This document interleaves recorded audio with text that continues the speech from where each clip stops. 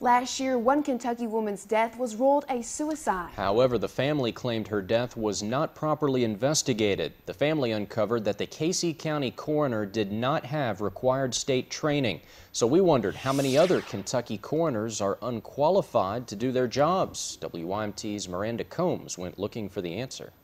They are here at this Louisville hotel for training. We came to get answers.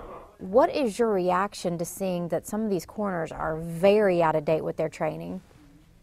Well, it's alarming. Our Department of Criminal Justice records show you haven't had training since 2005. Is that right? I don't know.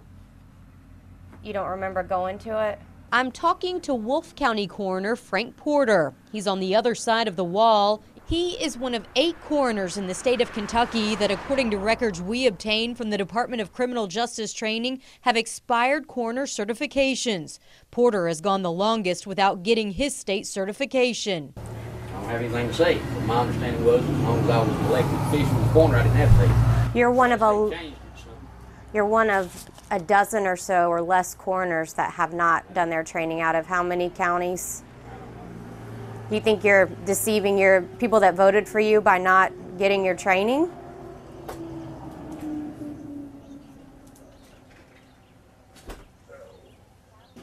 No comment? No comment.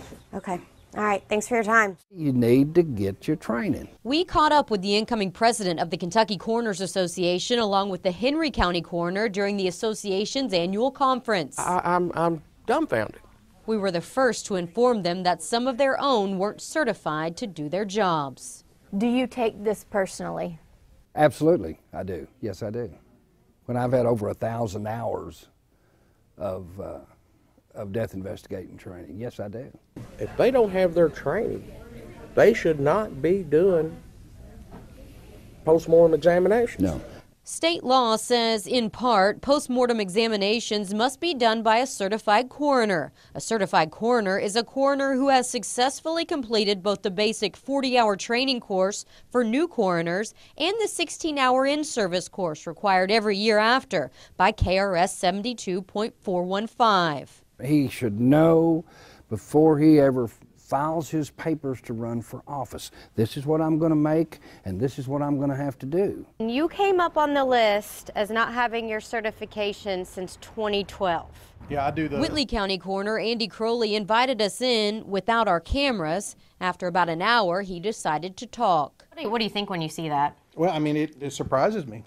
But he says there's several reasons a coroner might not be up to date with the Department of Justice training. For instance, he says he goes to training a lot, but not the ones that count as certification for the state.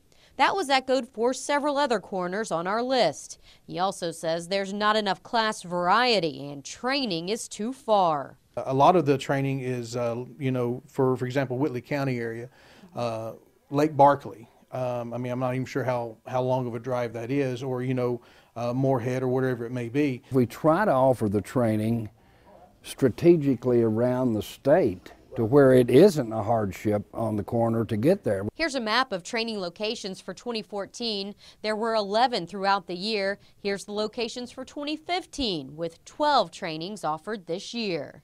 They're called out to make a death investigation, and they're not certified to make that death investigation, then that opens an entire gambit of things that can happen that are not good. None of them are good. Miranda Combs, WYMT Mountain News. We caught up with the judge executive in Wolfe County. He was not aware that his coroner is out of date with his state training. He says he realizes that if the coroner in his county were to be sued, it could fall back on his fiscal court. He says he will fix the problem. There's no cost for coroner training. The coroner does pay to get there and possibly spend one night.